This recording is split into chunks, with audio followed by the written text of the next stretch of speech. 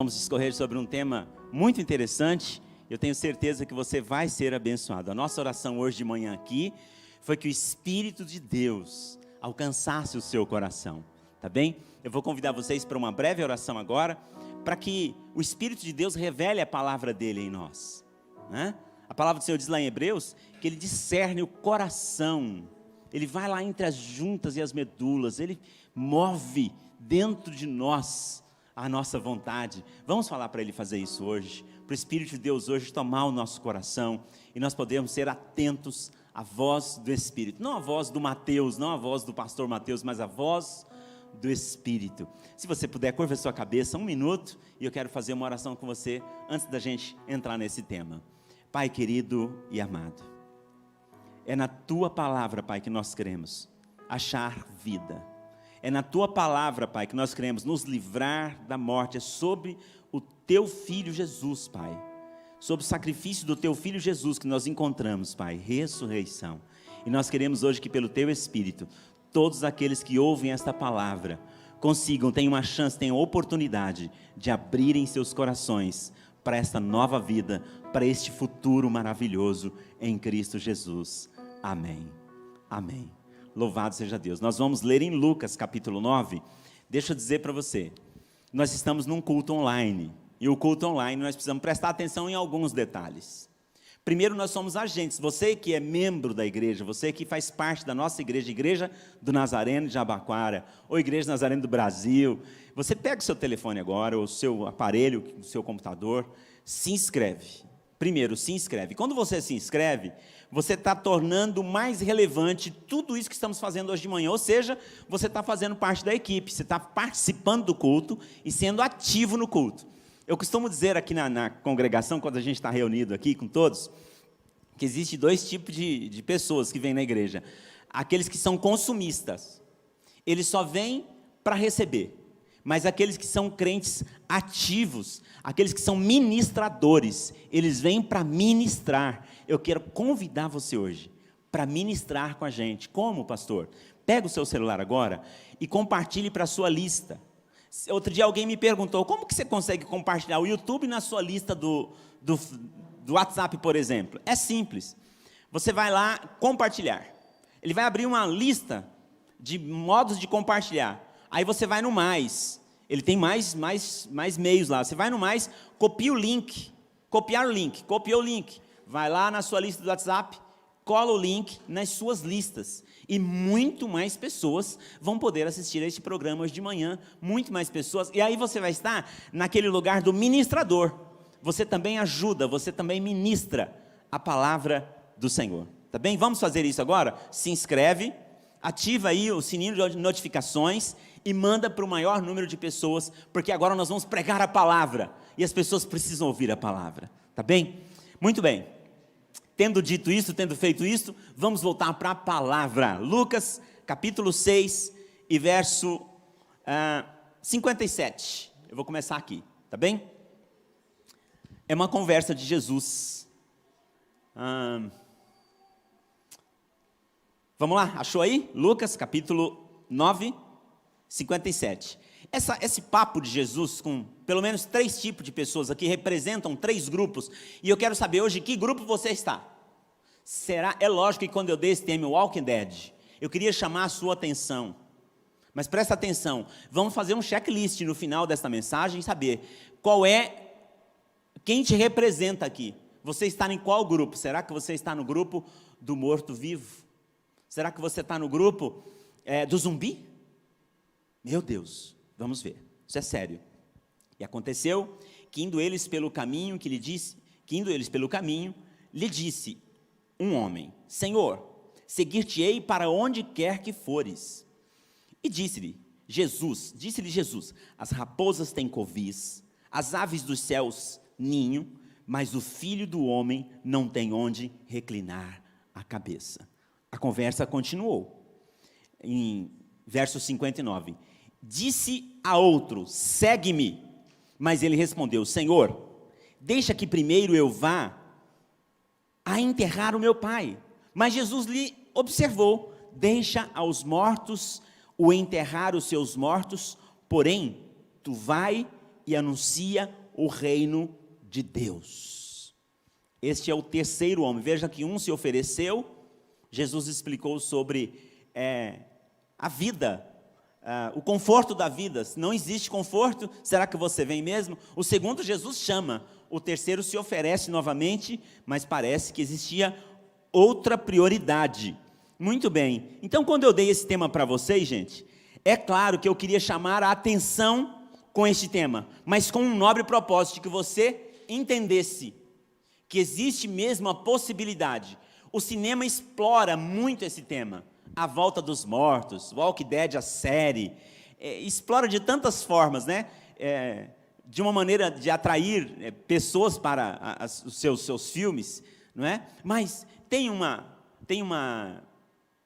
outra maneira que o cinema tem atraído muito, é sobre as histórias do Egito, as múmias do Egito. E eu queria lembrar de uma múmia aqui, o Tutankhamon. Tutankhamon, que também é conhecido como o faraó menino. Ele nasceu em 1346 a.C. e morreu em 1327 a.C., aos 19 anos de idade. Ele foi o faraó do Egito antigo. E por que chama muita atenção o Tutankhamon? Eu quero fazer a introdução falando desse camarada aqui. O rei menino, nas pirâmides do Egito, o túmulo dele foi encontrado intacto. Intacto. O que encontraram no túmulo desse cara? Mais de 5.000 peças valiosíssimas. Ele foi sepultado num túmulo, e a sua tumba era toda de ouro puro, maciço. Ele tinha uma máscara mortuária de ouro maciço também. É muito interessante. É interessante a forma que ele foi encontrado também, porque o Carter, esse cara que encontrou em 1922, olha que coisa interessante, a tumba do Tutankhamon foi encontrada em 1922, depois de anos e anos de busca por um dessas múmias. Esse cara, quando menino, ele foi ser ajudante de um arqueólogo famoso, e ele desenhava as paredes, elucidava todas as gravuras para que eles pudessem estudar os hieróglifos. E esse cara, só depois de velho, ele conseguiu achar então a tumba do Tutankhamon. A história é muito bonita, mas existem alguns fatores aqui interessantes. Há uma tentativa do homem perpetuar a vida após a morte. Há um desejo, há um sonho, há uma imaginação, no imaginário, há um desejo. Eu li algumas coisas, eu achei interessante, mas eu li algumas coisas, há um desejo deles permanecerem vivos, e tinha um escrito na tumba desse Tutankhamon aqui, o seguinte: aquele que violar essa tumba vai ter uma morte terrível. E aí, o cinema, não é, sensacionalista, faz algumas reportagens das pessoas que de alguma forma morreram, que fazia parte da equipe do Carter, e aí eles colocam que é a maldição da múmia, aí vem os filmes, vem tudo aquilo. Mas existe uma coisa interessante, que muitos não falam, é que quando a múmia, foram movimentar a múmia, mesmo no seu habitáculo ali, no seu caixão de ouro puro, maciço, ela começou a desmanchar. Ela ficou inteira enquanto esteve lá. Quando mexeram a múmia começou a desmanchar. Há evidências que os dedos, todos os dedos dos pés, das mãos, fragmentou tudo, esparramou tudo, espalhou tudo. Eles passaram meses e até anos para juntar novamente, os cientistas juntarem novamente aquelas pecinhas, colando com resina, para tentar manter um fio daquela história do rei menino, do Tutankhamon. E é exatamente por isso que chama a atenção, porque foi encontrada intacta essa tumba e tinha isso escrito na parede lá: olha, quem violar vai ser amaldiçoado. E aí, teve gente que morreu por causa dos gases que tinham ali. E não porque qualquer maldição. Tinha outros que morreram por motivos óbvios. Incendiou a casa, sofreu um acidente, uma cobra picou e tal. Mas a história se espalha. Mas eu quero chamar a atenção para você o seguinte: do desejo do homem de continuar vivendo. O desejo do homem continuar vivo. E para responder esta pergunta de Jesus, essa resposta de Jesus, deixa que os mortos enterrem seus mortos, eu vou falar dessas 3 classes de pessoas, para que você entenda que é de fato possível que exista zumbis por aí, de verdade. Pastor, de verdade. Vivo no corpo, mas morto na alma. Vivo fisicamente, mas morto espiritualmente. Então aquela múmia, com todas as fortunas e com todos os tesouros que foram achados dentro daquele caixão, e aquele caixão maciço, agora está desmanchando seus dedos, sendo seus ossinhos lá sendo colado com resina, e é isso que sobra, e é isso que resta após a morte aqui. A Bíblia diz, ninguém mais volta aqui, o espírito não volta mais aqui. E aqueles homens então se oferecem, mas eu queria fazer mais uma observação sobre tumba, e acho fantástico isso. Uma vez, Jesus também, não como um arqueólogo, mas como amigo de uma família querida, foi chamado para visitar um enfermo, um doente, chamado Lázaro. Ele chega lá, o cara já estava morto há 4 dias. Enfaixado e morto há 4 dias. Depois da morte, gente, só sobra a falência dos órgãos, a putrefação. E a total falência de qualquer molécula, célula viva no corpo. A Bíblia diz que este Lázaro aqui já estava cheirando mal, 4 dias morto. Jesus chega lá, e diferente do Carter com sua equipe, Jesus chega e manda que tirem a pedra. Tiram a pedra. E ao invés de sair uma múmia de lá, porque Lázaro estava já mumificado, enrolado num lençol, embalsamado, ele sai de lá com pés e mãos amarradas, mas sai vivo. Porque quando nós nos encontramos com Jesus, o morto sobrevive, o morto ressuscita. E não os vivos morrem, ao contrário da equipe de Carter, os vivos é que morreram. E sobrou poeira, sobrou história. Mas e a resposta de Jesus, pastor, como é que fica? A morte, gente, ela é implacável. Chega através de doença, chega através de um acidente, chega pela idade. Mas o fato é que a palavra do Senhor diz que todos pecaram e foram destituídos da glória de Deus, e a morte chegou por Adão.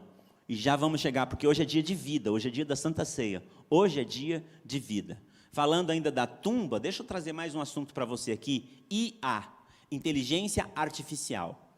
Estudos dizem que assim como há 60 anos, mais ou menos, 50, 60 anos mais ou menos, estavam inventando o avião. Uma coisa esquisita, com lona, madeira e um motor bem precário, fazia voar o primeiro avião do Santos Dumont ou dos irmãos Wright. E pela primeira vez, algum objeto levanta e fica por alguns minutos no ar. 50 anos depois, nós temos jatos voando na velocidade 950, em velocidade cruzeiro, e jatos Mach 5 batendo a barreira do som, e foguetes indo até a Lua, só 50 anos depois. Nós estamos vivendo agora mesmo um salto na tecnologia. Por causa dessa pandemia, nós estamos vivendo um salto na humanidade de avanço tecnológico. Quem diz que daqui a alguns anos nós não vamos ficar confusos na rua, porque você não sabe se é um ser humano ou se é um androide que está andando? Se você fizer essa conta do avião que eu fiz, é bem provável que daqui a algumas décadas, nós teremos pessoas andando na rua, androides, e você não sabe se é uma memória implantada, se é uma memória reservada, porque já se falou em gravar todas as ações, sons e vozes de um ser humano, e quando ele morrer, faz-se um clone e coloca nele aquela inteligência artificial. Nós não sabemos para onde vai esse mundo. Eu sei que só existe uma maneira de vida eterna, e esta vida é em Cristo. Então este moço chega para Jesus, e o primeiro, eu queria falar assim, a primeira classe representada aqui por esta conversa com Jesus, é a classe dos interesseiros ou materialistas. Por quê? Porque Jesus sonda o coração do homem. Jesus sonda o mais íntimo dos nossos pensamentos. A Bíblia diz que antes da nossa boca abrir, o Senhor já sabia o que estava dentro do nosso coração. Presta atenção nisso. E aconteceu que, indo pelo caminho, lhe disse um: Senhor, seguir-te-ei para onde quer que fores. E disse-lhe Jesus: as raposas têm covis e as aves do céu têm ninhos, mas o Filho do Homem não tem onde reclinar a cabeça. Este primeiro homem aqui, gente, afirma que irá a qualquer lugar com Jesus. Mas, pela resposta de Jesus, Jesus sondou o coração dele e percebeu o seguinte: ele não quer me seguir. ele está atrás de coisas, ele está atrás de conforto, ele está atrás de melhorar o seu contexto de vida. E muita gente vem para Jesus só pensando exatamente neste mundo físico. E muitos pregadores, com todo respeito, muitos pregadores pregam exatamente os sucessos desse mundo físico e se esquecem da cruz de Cristo. O Senhor fala de uma vida abundante, de uma vida eterna, de uma vida que vai além desta matéria, de uma vida que vai muito além desses 70 e poucos anos que alguns de nós vamos viver, e talvez não. O Senhor Jesus fala de uma vida após a vida física. O Senhor Jesus fala de uma vida, não da vida do Tutancâmon, que ficou preso dentro de uma cova por milênios. Ele fala de uma vida eterna com Cristo no planeta de Deus. O salmista diz assim: quem habitará o teu santo monte? Aquele que é limpo de mãos e puro de coração, que não entrega sua alma à vaidade. Então, será que nós somos representados por este primeiro camarada, que muitos hoje estão atraídos pelas promessas de prosperidades e falsos pagadores, e até de falsas promessas, e vem para Jesus, na verdade, para um novo estilo de vida, onde ele quer alcançar os seus sonhos, os seus desejos, e ele entra para o grupo dos hedonistas espiritual. Existe? Sim, existe. Hedonista espiritual, tudo pelo prazer, e vale até esse negócio de ser crente aí, esse negócio do evangelho aí. Será que nós estamos listados neste primeiro grupo, deste homem que se oferece para o Senhor, mas que na verdade o coração dele está nas coisas, e não no Cristo de Deus? Segundo, Lucas, ainda, a palavra do Senhor diz assim, e disse a outros, segue-me. Veja, aqui é o Senhor que está chamando, disse a outros, segue-me, mas ele respondeu, Senhor, deixa que primeiro eu vá enterrar a meu pai. Gente, esse daqui são os preocupados demais com o futuro, são os ativistas. Será que você está nessa classe? São aqueles que fazem e não vivem. Mas o fato, a pergunta de Jesus e a resposta de Jesus para esse homem é que pega o nosso tema hoje, porque quando esse homem fala, deixa que eu vou primeiro enterrar meu pai, aqui, gente, é um hábito oriental. Enterrar o pai é viver até que meu pai morra, eu vá sepultar, eu vá despedir. Mas olha o pensamento desse homem. O futuro desse homem é baseado no final da vida do seu pai. Ele tá mirando a sua vida num panorama ruim, a morte, e não a vida. Eu vou esperar o outro morrer, para eu fazer alguma coisa, para eu dar continuidade na minha vida. Há uma necessidade, há uma preocupação excessiva, e o Senhor chama este para segui-lo. Aliás, é isso mesmo, ele chama para segui-lo, e ele pede para resolver algumas coisas antes. Mas o Senhor traz aqui, gente, uma necessidade. Olha a resposta, mas Jesus lhe observou, deixa os mortos enterrar os mortos, porém tu vai e anuncia o reino de Deus. E aqui vem os mortos enterrarem seus mortos. Mais para frente um pouquinho você vai entender melhor ainda isso aqui. Mas Jesus está falando exatamente disso. Aqueles que me rejeitam, aqueles que não querem a vida eterna, aqueles que não querem viver pela vida em Cristo, já estão mortos. Já são os zumbis desse tempo, já são os zumbis desse século. Já são pessoas que não têm perspectiva de eternidade junto a Deus. E a vida não acaba aqui, definitivamente. Definitivamente. Quando nós olhamos a beleza da construção de um ser, não existe como escapar do sentimento maravilhoso. E quando somos tomados por esse sentimento, quando você lê a Bíblia, como a Escritura Sagrada, você é tomado por um sentimento tão maravilhoso e majestoso, da eternidade de Deus em nós. Isso é maravilhoso. O Senhor chama este para segui-lo. E ele fala, olha, eu tenho umas coisas para fazer, agora eu não posso, agora não dá. Mas tem um terceiro camarada que ele se oferece aqui. Olha que coisa interessante. E a repreensão de Jesus, gente, mostra que os espiritualmente mortos devem ocupar de sepultar os que já morreram. Os espiritualmente mortos. Olha que coisa interessante. Há um terceiro no Lucas 61, 9, 61. Disse-lhe também Outro: Senhor, eu te seguirei, mas deixe-me despedir primeiro dos que estão em minha casa. E Jesus, aqui, esse me despedir provavelmente também espera essa turma falecer, espera eu acabar de cuidar disso tudo aqui, e depois eu vou.